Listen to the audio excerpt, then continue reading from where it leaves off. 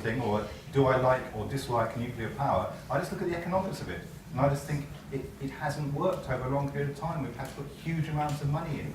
And when you put that together with the ongoing difficulty about what you do with the waste, and the suspicions at the back of a lot of our minds that actually the nuclear industry is not perhaps totally disassociated from the arms industry, that's enough to make me think that I would rather not go down the nuclear route. But of course, the Labour government stuck with it. This government, I mean, I don't think possibly Davey or Chris Coon particularly wanted to do it, but a huge amount of money has been put into subsidised Hinkley C, very, very expensive. If that money had been put into renewables, I think we'd be in a better place.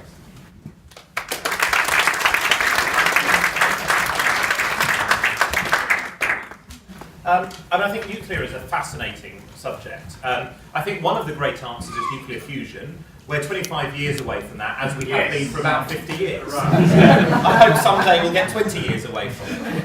But that really does have a huge number of benefits that come with it. Uranium fission reactors have huge problems, and I do share the concerns about the huge subsidy that's thrown into it. I think that could be used more effectively, particularly on using less energy as well as renewables. I've actually been working with Bryony Worthington, who's a Labour peer who was very involved with the Climate Change Act, to look at thorium as a reaction material. And thorium has huge benefits over uranium. Partly a thorium molten salt reactor is much, much safer. It produces far less waste. It's much more controllable. There's lots of it around. The only downside of thorium, and the only reason that we didn't go for thorium initially instead of uranium, is it doesn't produce anything you can make a bomb out of. Now, I have to say, I think that's quite a good thing. And if Iran were trying to build thorium reactors, I would be very, very happy with the world. So there's a lot of research to be done there. A number of places, China, India and Norway, are doing quite a lot of work on it. If it gets to the stage where it works, I think we should look at it really seriously, because I think it has a huge number of benefits. It may be that it just doesn't stack up, the economics don't work, we're not there yet. But I think that's actually quite an exciting option, because we have all this thorium essentially lying around, and it's much, much safer. Yeah.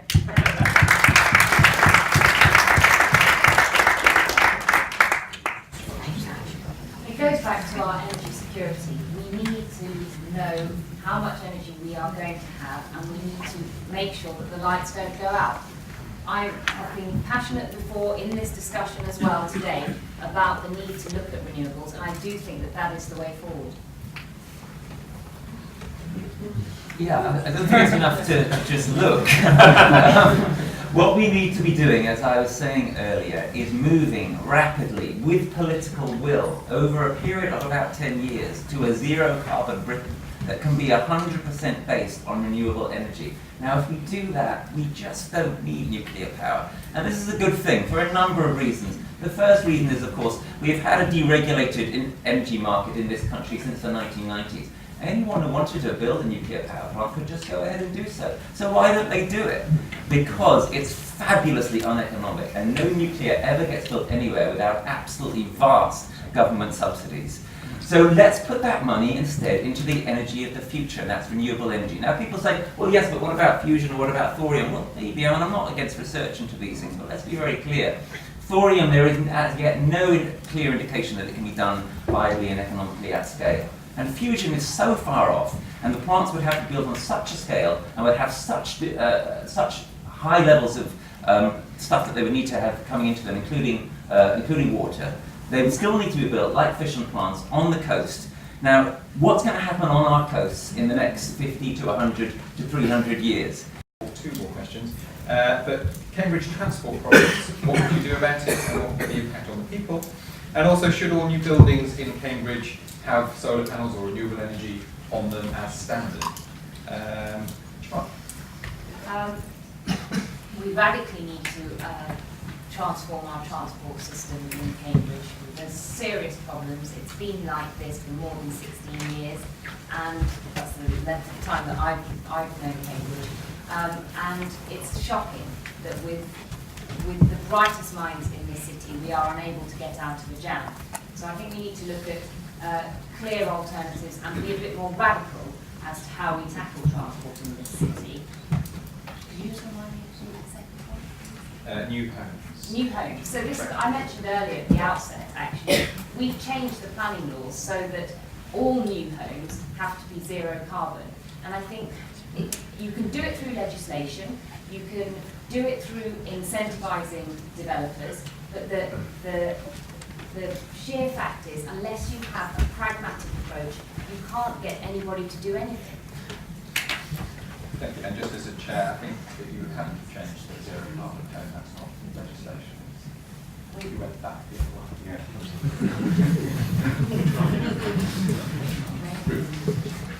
Well, I love this question.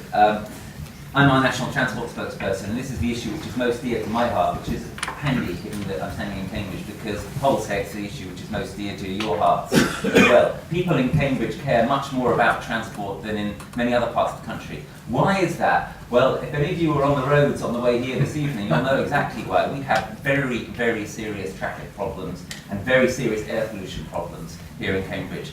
And we in the Green Party have a plan to deal with that. It's called our Transport Greenprint for Cambridge, and I've got it right here. And you can read it on our website, for free this time. And it's a real radical plan. It's exactly what Jamali asked for. It actually does what is necessary to improve quality of life in Cambridge and to actually reverse the endless build-up of traffic that we have around the city. We would re-regulate the buses, we would massively expand the cycling network, we would expand pedestrianisation, more 20-mile-per-hour limits, we would increase the rail network, and crucially, we would bring in a congestion charge for Cambridge. And once again, this boils down to the question of, are you serious or not? Are you serious about actually reining in the transport problems that we have? There's no way around it, as we've seen in places like London and Durham and other places abroad. If you're actually going to reduce traffic levels on the street, it's not enough to provide enhanced bus services and cycling and so on and so forth. You have to reduce the number of cars and lorries. If you want to have an improved green public transport, etc. network for Cambridge, we've got the plans for it in the Green Party. Briefly on the homes thing, what we need basically is stronger local and national planning law with stronger requirements for renewables. When I used to be a councillor, I voted those in on the local authority I was on. And I think that is the way forward. Should there be an absolute requirement on every single house? No, I think that would be dogmatic. But what we should seek to do is turn every major public building into a power station. Every single school, every single hospital, every single council building should have some form of renewable energy on it.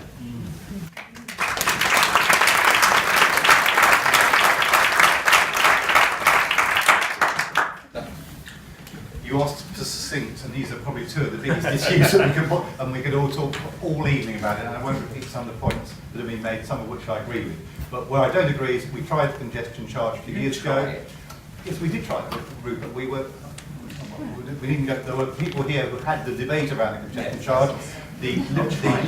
What we did, the Liberal Democrat Council at the time came up with a very clear plan, which people hated, and that was the problem. And people drew back from that. I was talking to people endlessly about it, and people did not like it. I have to say, in general, I approve of the principle of congestion charging, and I think when Ken Livingstone introduced it in London, it initially did have quite a significant effect. I have to say, over time, it seems to have had less effect, because it's been extended to other parts of London. So it's a very complicated issue, but I would say good luck to anyone who wants to try congestion charging in Cambridge, because I think you'll find it very hard to persuade people about it.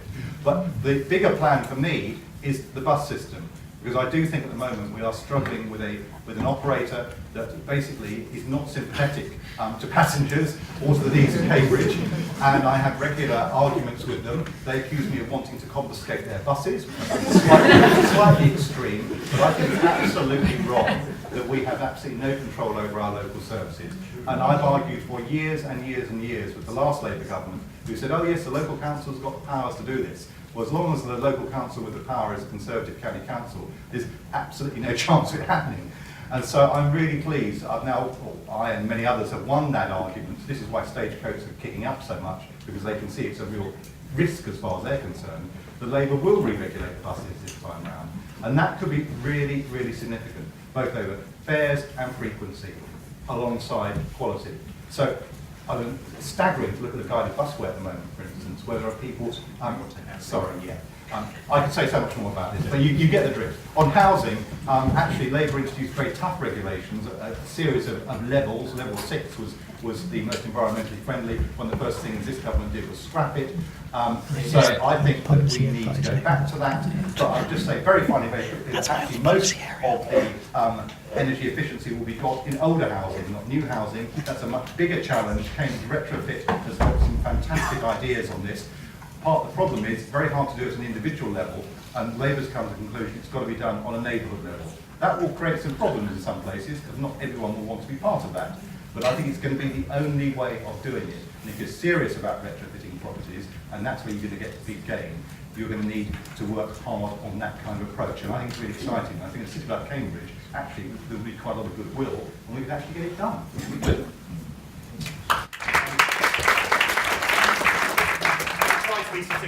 Correct various sort of technical inaccuracies. To pick up the transport thing firstly, the big win has to be to get more people cycling and more people walking.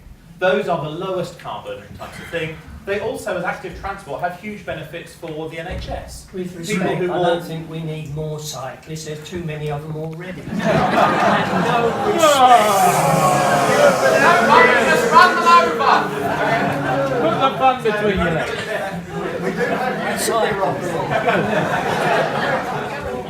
There may be a range of views. My view is that low carbon transport and active transport, which makes so much for the NHS, have to be the way to go forward. And those do work together.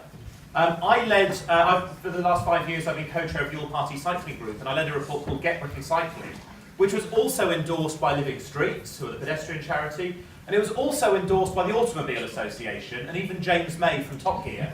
We didn't get Clarkson. And it's partly because if you can get more people to cycle, you have good facilities, 20-mile-an-hour speed limits, all of those good things, the environment is better for everybody. It's better for pedestrians, it's safer for pedestrians if you do it well. If you do it badly, you cause clashes, you have to do it right. So that is an incredibly important way forward. It's also good for those people who have to drive for disability reasons, because they're carrying things, there's fewer people on the road in front of them. That has to be the way forward. Buses are also really important. I've always wanted to see London-style control over the bus system here. I agree with what Daniel says about Stagecoach. They are extremely good at making money for themselves. They are not extremely good at providing the services when people need it. If we take the London system where you can package things together, you'll get something where they can still make money and you get a better, more decent service when people want to have it. I could talk more about rail. The subject of congestion charging, I think we need to look across the whole country at road user charging. So you adjust the charging based on how congested a road is, when it is, where it is. Because we have to accept that in some more rural areas, there will never be public transport alternatives. People are not going to walk and cycle if it's 10 miles to the next house. It's just not going to happen very often. So road user charging is a much. And so, for example, there's many exciting companies here. One I really quite like is Polysolar. And they make glass solar panels that you can see through. If you've seen the Future Business Centre, it has a range of these. So you can suddenly start to have solar panels in places without anybody having to notice. And that means every large glass building could be solar without anyone knowing. Fantastic. That sort of thing is going to make it so much easier to get renewables in.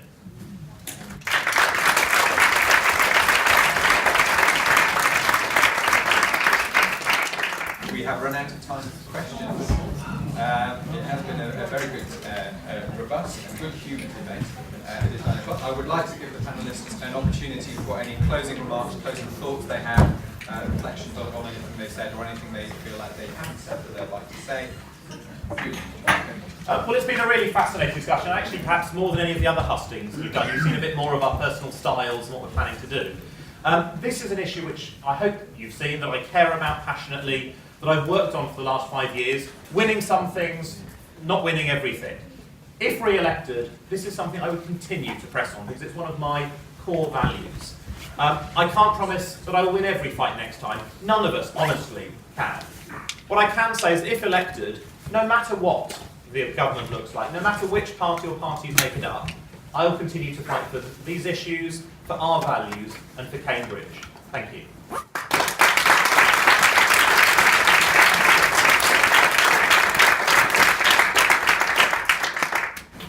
I've really enjoyed this debate tonight. The one thing that really hasn't come up, which I'm sorry about, are, I would say, the social justice issues, which to me are absolutely entwined. The anti-tip as well, yes, which is another day, perhaps. Biodiversity. There are many things that hang on, let's be clear. I'm a Labour politician, and for me, social justice is always going to be right up there. And I started off saying I was red and green right at the beginning. And I think many of these big things we're talking about, when you look at it, particularly on the international scale, the trade union movement calls for a just transition. And that's important to make sure that powerful forces in the West don't just always dictate to everyone else how this kind of stuff works. So important on the international scale, but also very, very important, I would say, on a local scale. We are a very divided country in so many different ways. And actually fuel poverty, which was briefly alluded to earlier, don't forget, 4,000 people now using the Cambridge Food Bank. There are some big issues for us to deal with here. And for me, those issues are, as I said, entwined right at the beginning. If you're living in a cold home and you haven't actually got much food to eat, I'd say that that's something we should all be ashamed of in this city in the 21st century. And it's out there, and we need to do something about it.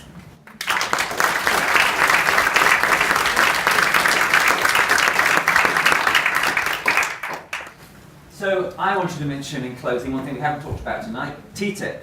The EU-US trade deal threatens to undermine everything that we're talking about here this evening. It would strip out our democracy, it would send us on a worldwide race to the bottom. And you need to be very, very clear, there is one party in this election that is standing against TTIP, that's the Green Party. The Conservatives and Lib Dems are massive cheerleaders for it. We need to have a great transition. It's going to be very, very difficult to accomplish. Frankly, the odds are stacked against us. I've asked you to ask yourselves, which of the panellists here this evening is actually going to make that their priority in Parliament? That's what I'm going to do. So I want to say to you in closing, I'm not here tonight to seek your vote. I want more than that. If you believe what I've been saying here this evening, please come and see me or one of my Green Party colleagues afterwards. Get involved in our campaign. We need your help. You're the people who understand these issues. We need your help to win this seat for Cambridge, for the Green Party. Thank you.